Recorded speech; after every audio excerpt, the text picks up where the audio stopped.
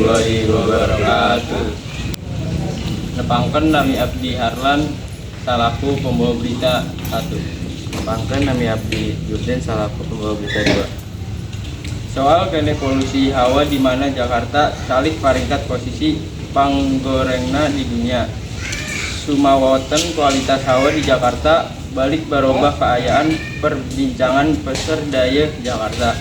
Di mantan aya indeks kualitas hawa di Jakarta beuki awan dina sababaraha dinten pamungkas. Dina ranking kualitas hawa di dunia, Jakarta salih peringkat katilu kawalan daya nu mawi berpolusi pergawit eta disalin Siloka pemantau hawa ICI.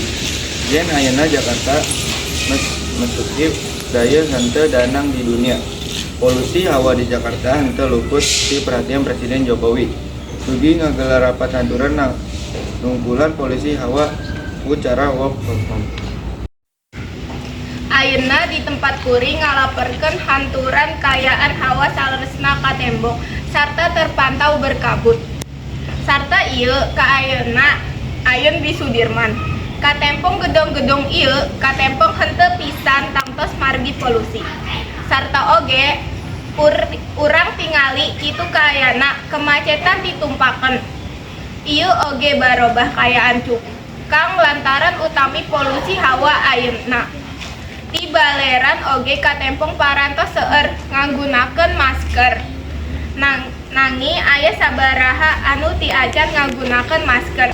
Urang bade nanyakeun oge kumaha ka wargi waleran kitu kaayaanana bong bolongan ti pamarentah mending supados parusahaan-parusahaan ieu ngagelarkeun work from home atawa damel ti bumi.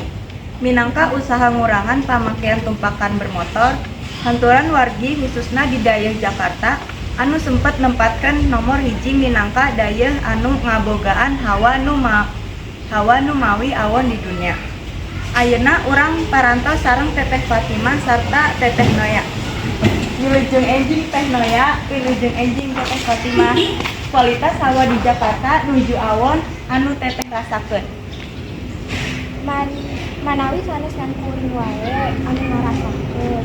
Manawi sakunya warga Jakarta oge ngarasakeun perkawi anu sareng ka sumanton pas pandemi Covid kawalan anu ayeuna kualitas hawa di Jakarta benten pisan. Margi waktu pandemi Covid aktivitas barea awis aya di jadi bumi. Lamun ayeuna aktivitas barea balik normal, sarta rata-rata aktivitas barea nggunakan tumpakan bermotor. Manawi eta akibat kualitas hawa Jakarta barobah kaayaan awon pisan. Sumawanton kuring sering melakukan aktivitas olahraga janten kuring rumaos kagama pisan kalawan kualitas hawa anu awon di Jakarta. Kumaha menggah ti Teteh Noya? Sami janten kuring ngarasakeun meuli damel jalan sampean barobah kaayaan langkung lungse. Hartina Teteh damel ti Jakarta. Di Jakarta kuring ngagunakeun transportasi umum kaliwat aya jalan sampean oge sarta eta oge barobah kaayaan langkung lungse. Ieu aya bongbongan ti pamarentah supados. Work from home apakah Teteh sapu? Satu margi ayeuna ieu polusi nuju tunggang-tunggangna. Nurutkeun kuring mending perusahaan nyenggalarekeun work from home supados polusi hawa di Jakarta henteu beuki memburuk. Lamun beuki memburuk bade ngabahayakeun seueur jalmi. Kumaha menggah ti Teteh Noya? Sami kuring oge satuju kana work from home supaya polusi hawa di Jakarta membaik sarta henteu ngabahayakeun wargi sakitar. Sae hatur nuhun hanturan Teteh Fatimah sarta Teteh Noya anu parantos mikeun pamadegan maranehanana.